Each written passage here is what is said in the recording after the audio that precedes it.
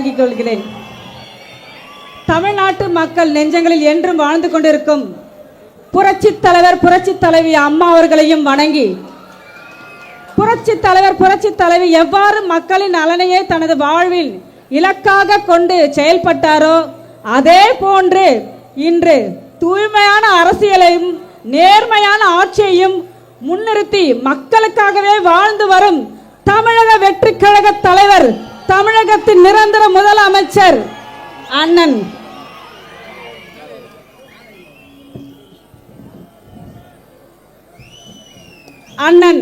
தளபதி அவர்களை வணங்குகின்றேன். அன்பிற்குரிய எனது மதுராந்த தொகுதி மக்களே, தமிழக வெற்றி கழகத்தின் நிர்வாகிகளே, தொண்டர்களே, என் அன்பு சகோதர சகோதரிகளே, அனைவருக்கும் எனது இதயம் கனிந்த வணக்கத்தை தெரிவித்துக் கொண்டு, இன்றைய தினம் சீரம் சிறப்புமாக நடைபெறுகின்ற மதுராந்தக தொகுதியில் இணைப்பு விழா. மதுராந்தக தொகுதியில் நாங்கள் 25,000 பேர் இணைவார்கள் என்று நினைத்தோம். ஆனால் 25,000க்கு மேலே 30,000க்கு மேலாக இன்று தளபதி தலைமையை ஏற்று இன்னைக்கு அவருடைய அன்பு மட்டும் போதும், தளபதியோட அன்பு மட்டும் போதும் என்று வருகை தந்திருக்கின்ற அனைத்து நல்ல உள்ளங்களுக்கும் நன்றியை தெரிவித்துக் கொண்டு, இன்றைய தினம் தமிழக வெற்றி கழகத்தில் உறுப்பினராக தங்களை இணைத்துக் கொள்ளும் இந்த மாபெரும் வரலாற்று சிறப்புமிக்க இணைப்பு விழாவில் கலந்து கொண்டு சிறப்பித்துக் கொண்டிருக்கும் தமிழக வெற்றி கழகத்தின் பொதுச் செயலாளரும் உள்ளாட்சித்துறை அமைச்சருமான மாண்புமிகு அமைச்சர் என் அன்பு நிறைந்த அண்ணன் புஷி அண்ணா அவர்களுக்கும் என்னுடைய வணக்கத்தை தெரிவித்துக் கொள்கிறேன். பொதுப்பணித்துறை மற்றும் விளையாட்டுத்துறை அமைச்சரும் தேர்தல் மேலாண்மை பிரிவு பொது செயலருமான என்னுடைய அன்பு அண்ணன் மரியாதைக்குரிய ஆதல் அர்ஜுன் அவர்களுக்கும் வணக்கத்தை தெரிவித்துக் கொள்கிறேன். வருவாய் பேரிடர் மேலாண்மை துறை அமைச்சருமான எங்களுடைய அண்ணா திமுக இருக்கின்ற பொழுது எங்களுடைய ஆசான் மரியாதைக்குரிய அன்பு அண்ணன் கே செங்கடன் அவர்களுக்கும் என்னுடைய வணக்கத்தை தெரிவித்துக் கொள்கிறேன். மனிதவள மேம்பாட்டுத்துறை அமைச்சருமான மாண்புமிகு சகோதரர் சரத்குமார் அவர்களுக்கும் என்னுடைய வணக்கத்தை தெரிவித்துக் கொள்கிறேன். இந்த நிகழ்ச்சியில் வருகை தந்திருக்கின்ற அறநிலைத்துறை அமைச்சர் மாண்புமிகு சகோதரர் ரமேஷ் அவர்களுக்கும் என்னுடைய வணக்கத்தை தெரிவித்துக் கொள்கிறேன். கைத்தறி அமைச்சர் மரியாதைக்குரிய மாண்புமிகு அமைச்சர் விஜய் பாலாஜி அவர்களையும் வருக வருக என்று வரவேற்கின்றேன். மற்றும் உணவுத்துறை அமைச்சர் மரியாதைக்குரிய வெங்கட்ராமன் அவர்களையும் வருக வருக என்று வரவேற்கின்றேன்.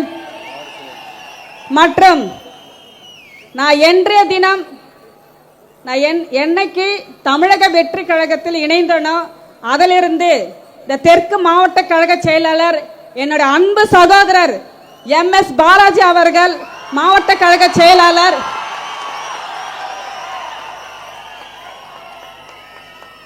நான் தமிழக வெற்றி கழகத்தில் இணைந்த மறுநாளே கழக பொதுச் செயலாளர்கள் அழைத்து, நீங்கள் எல்லாம் நம்மளை நம்பி வந்திருக்காங்க, தளபதியை நம்பி வந்திருக்காங்க, நீங்கள் அனைவரும் நம்ம அவங்களுக்கு ஆதரவு கொடுக்கணும், அவங்களோட இணைந்து பணியாற்ற வேண்டும் சொன்ன நாளிலிருந்தே எங்கள் மாவட்ட கழக செயலாளர் 4 நாட்களாக இரவு பகல் பாராமல் மாவட்ட கழக செயலாளர் மட்டும் அல்லாமல் ஒன்றிய நகர பேரூராட்சி ஒவ்வொரு கழக தொண்டர்களும் அதே போன்ற உறுப்பினர்களும் இங்கே வருகை தந்திருக்கின்ற சகோதர சகோதரிகள் அனைவரும் இரவு பாராமல் எங்களுடன் உழைத்திருக்கின்ற அனைத்து நல்ல உள்ளங்களுக்கும் கோடான கோடி நன்றி தெரிவித்துக் கொள்கிறேன்.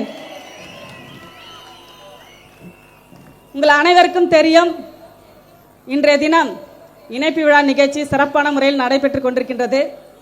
இந்த இணைப்பு விழா நிகழ்ச்சியை தமிழகத்தில் முதலாக நம்முடைய செங்கல்பட்டு மாவட்டம் மதுராந்தக தொகுதியில் நடத்துவதற்கு வாய்ப்பு கொடுத்த பொதுச் செயலர் அவர்களுக்கும் மரியாதைக்குரிய மாண்புமிகு அமைச்சர் அண்ணன் ஆதம் அர்ஜுன் அவர்களுக்கும் என்னுடைய நன்றி கலந்த வணக்கத்தை தெரிவித்துக் கொள்கிறேன்.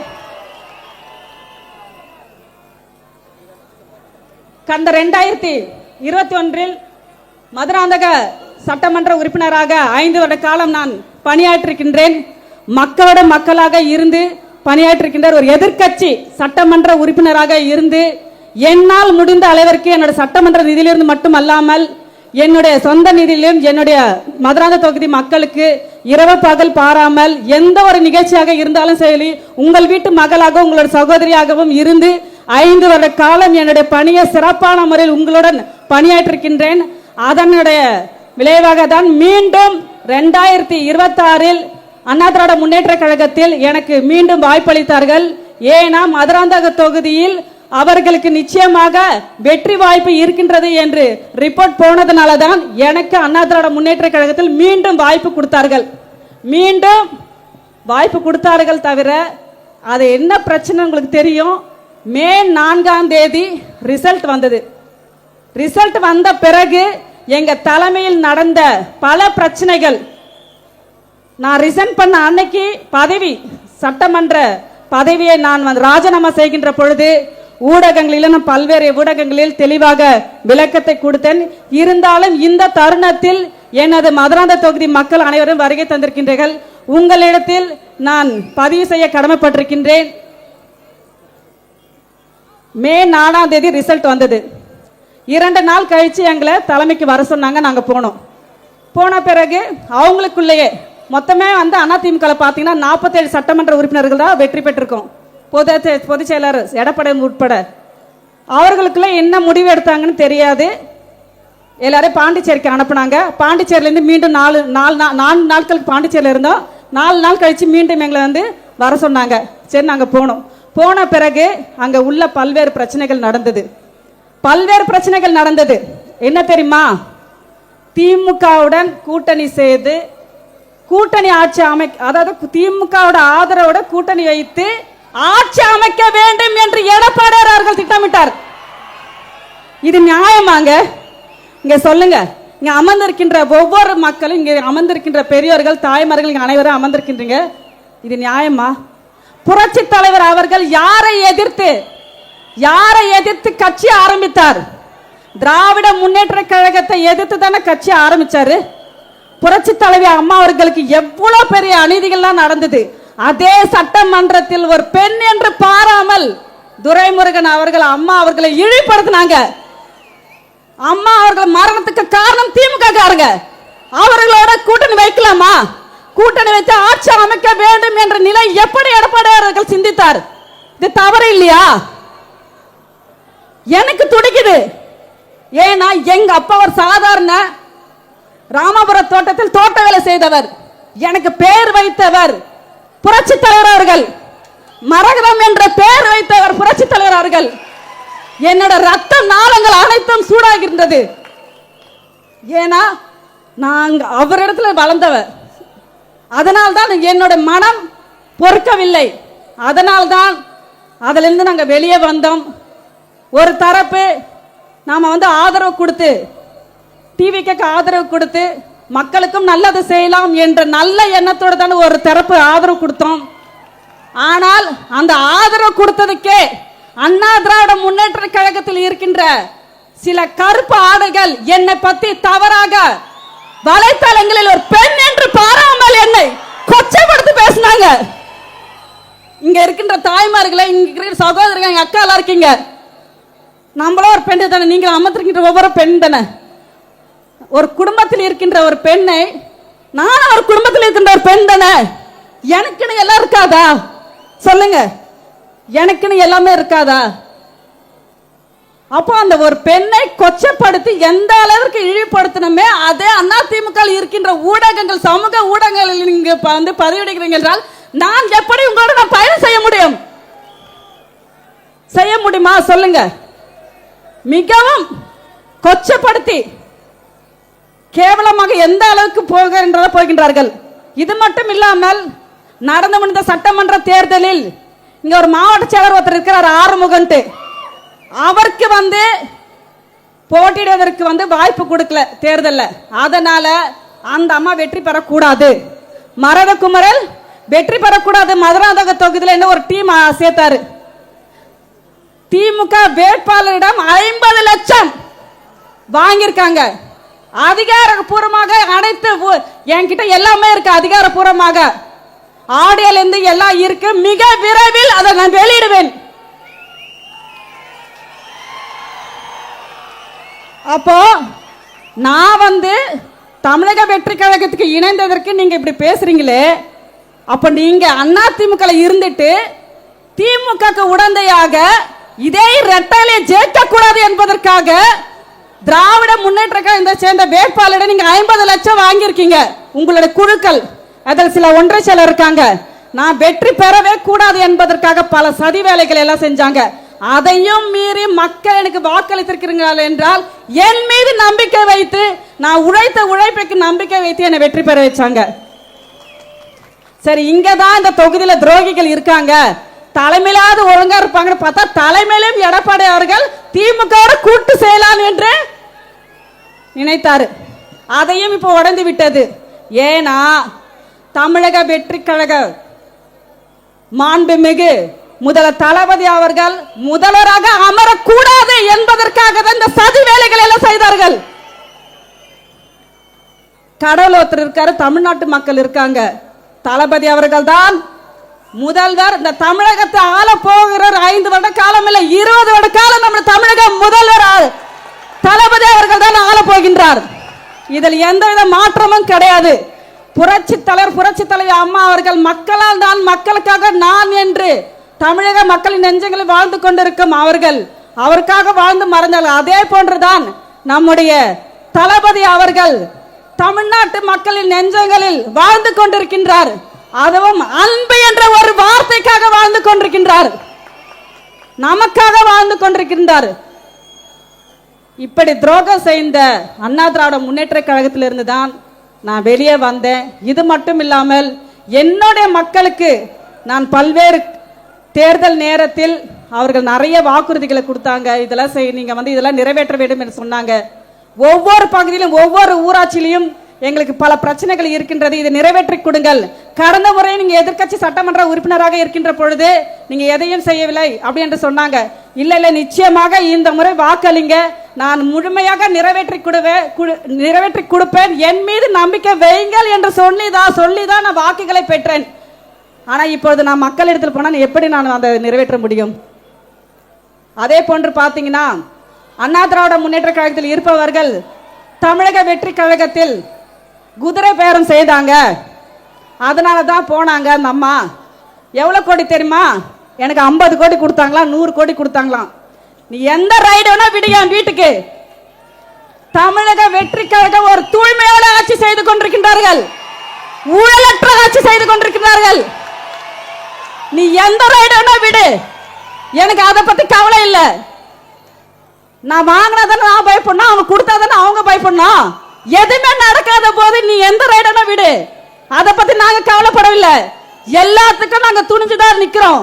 எங்களோட தளபதி இருக்கின்றார், நம்முடைய தளபதி இருக்கின்றார்.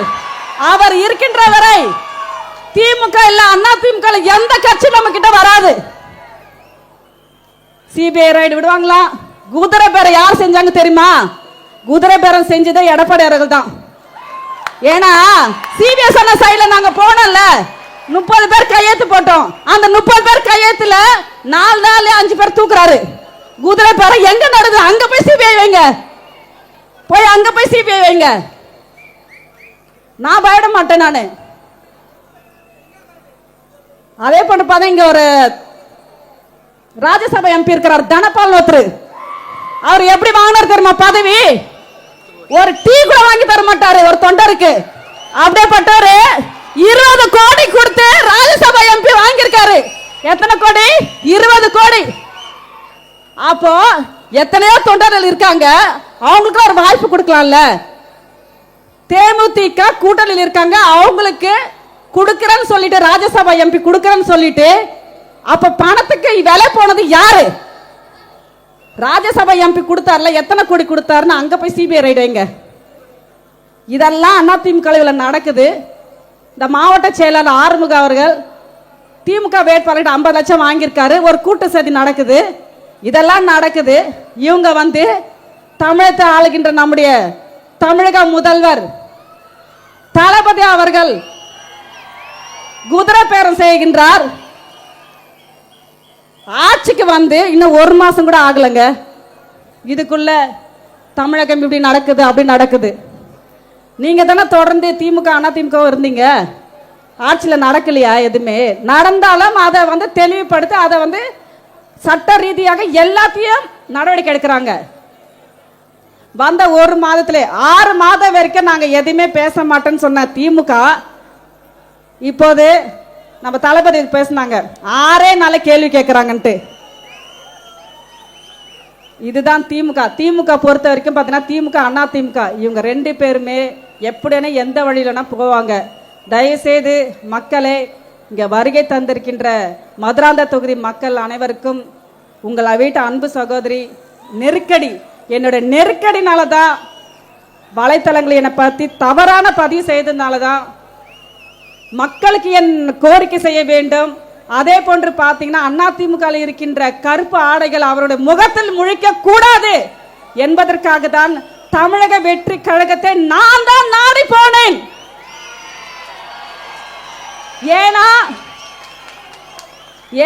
ஏன் என்றால் இங்க இருப்பவர்கள் அனைவரும் தூய்மையானவங்க. இங்க இருக்கின்ற அனைவரும் தூய்மையானவங்க. உங்களை போன்ற துரோகிகள் கிடையாது. புரட்சி தலைவர் அம்மார்கள் மறைவதற்கு முன்பு சொன்னாங்க, நான் எத்தனை எதிரிகள் நான் நேருக்கு நேர் சந்திப்பேன், ஆனா என்னோட முதுகில் குத்துறீங்கன்னு சொன்னாங்க பாருங்க. அதேதான் அதிமுக இருக்கின்ற ஒவ்வொருவரும் செய்து கொண்டிருக்கின்றார்கள். இவர்களை முறியடிக்க வேண்டும் என்றால் தயவுசெய்து சொல்றேன், அதிமுக இருக்கின்ற அனைவரும் சொல்கின்றேன், தமிழக வெற்றி கழகத்தில் முதல்வர் தளபதி அவர்கள் புரட்சி தலைவர் புரட்சி தலைவி அம்மாவுடைய மறு உருவமாக நாம் பார்க்கின்றோம். நீங்க யாரும் கவலைப்பட வேண்டாம். இங்க செங்கல்பட்டு மாவட்டத்திலிருந்து 4 தொகுதியிலிருந்தும் அதிகமாக மதுராந்த தொகுதியில் வருகை தந்திருக்கின்றீர்கள். திருப்பூர், செய்யூர், செங்கல்பட்டிலிருந்து வருகை தந்திருக்கீங்க. யாரும் கவலைப்பட வேண்டாம். நமக்கான நிலையான இடம் தமிழக வெற்றி கழகம் மட்டும்தான்.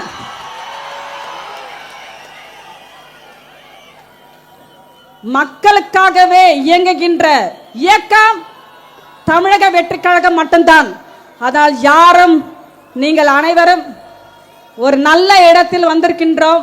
நமக்கான நிலைமை நிச்சயமாக உயர்ந்த நிலைமைக்கு நம்ம போவோம் என்று சொல்லிக்கொண்டு, தமிழக மக்களின் பாதுகாவலர், இளைஞர்களின் நம்பிக்கை, பெண்களின் காவலர், ஏழைகளின் உறவினர், தமிழ்நாட்டின் பெருமைமிகு முதலமைச்சர் அண்ணன் தளபதி அவர்கள் மக்களின் பாதுகாப்பை தனது பொறுப்பாகவும் மக்களின் முன்னேற்றத்தை தனது லட்சியமாகவும் கொண்ட தமிழ்நாட்டின் நிரந்தர நம்பிக்கையும் நட்சத்திர நாயகன் மாண்புமிகு முதலமைச்சர் அண்ணன் அவர்கள் பெண்களின் பாதுகாப்பு, இளைஞர்களின் வளர்ச்சி, ஏழை மக்களின் நலன், விவசாயிகளின் முன்னேற்றம் என ஒவ்வொரு குடும்பத்தின் கனவுகளையும் நனவாக பாடுபடும் மக்கள் தலைவர். அதிகாரம் என்பது பதவி அல்ல, மக்களுக்கு சேவை செய்வதற்கான வாய்ப்பு என்பதை செயலால் நிரூபித்து வரும் மாபெரும் தலைவர். தமிழகத்தின் பெருமை, இளைஞர்களின் எழுச்சி, மக்களின் இதய துடைப்பாக விளங்கும் தளபதி அண்ணன் அவர்களை ஏற்றுதான் இவ்வளவு ஒரு குறுகிய காலத்தில் ஒரு இயக்கத்தை ஆரம்பித்து மக்கள், தமிழ்நாட்டு மக்களின் நெஞ்சங்களில் வாழ்ந்து கொண்டிருக்கும் தளபதி அவர்களை நாடி இந்த நான் இயக்கத்தில் இணைந்திருக்கின்றேன். எங்களோடு வருகை தந்திருக்கின்ற அனைவருக்கும் நமக்கு நல்ல ஒரு எதிர்காலம் இருக்கின்றது என்பதை இந்த நேரத்தில் தெரிவித்துக் கொள்கிறேன். புரட்சி தலைவி அம்மா அவர்கள் எப்படி பெண்களுக்காக பல்வேறு திட்டங்களை அறிவித்திருந்தார்களோ அதே போன்றுதான் மாண்புமிகு முதல்வர் அண்ணன் எடப்பாடி, மாண்புமிகு முதல்வர் தளபதி அவர்கள் முதல் கையெழுத்தாக பெண்களுக்காக பல்வேறு திட்டங்களை அறிவிச்சிருக்காங்க. மிகவும் சந்தோஷமாக இருக்கின்றது. ஏனால் புரட்சி தலை அம்மாவோட போயிடுச்சு. அது பெண்களுக்காக பல்வேறு திட்டங்களை அறிவித்த அனைத்தையும் அம்மாவோட போயிடுச்சு. அம்மா மறைந்த பிறகு நம்முடைய தளபதி அவர்கள் அம்மாவோட உறவில் நாங்கள் மீண்டும் சொல்றோம், பார்க்கின்றோம்.